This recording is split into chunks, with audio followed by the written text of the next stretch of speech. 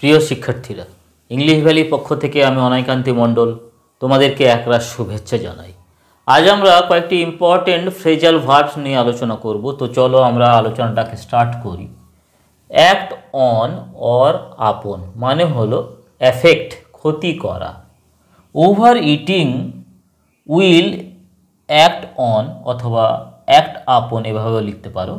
Act আপন your health, অতিরিক্ত খাদ্য গ্রহণ, অতিরিক্ত আহার তোমার স্বাস্থ্যের ক্ষতি করবে।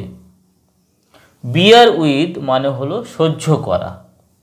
You should not bear with such insult, এরকম ধরনের একটা অপমান তোমার সহ্য করা উচিত নয়। চলো পরবর্তী ফ্রেজাল ভার্ব আমরা দেখে নিই। কাম রাউন্ড মানে হলো আরোগ্য লাভ করা।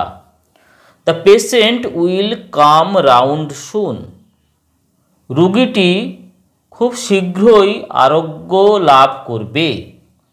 কাম অ্যাবাউট মানে হলো ঘটা। When did the accident come about, কখন দুর্ঘটনাটি ঘটেছিল। ডু অ্যাওয়ে উইথ মানে হলো অ্যাবলিশ, অর্থাৎ নিশ্চিহ্ন করা, বিলোপ করা, রদ করা, বন্ধ করা বা বন্ধ হওয়া, এরকম ধরনের মানে।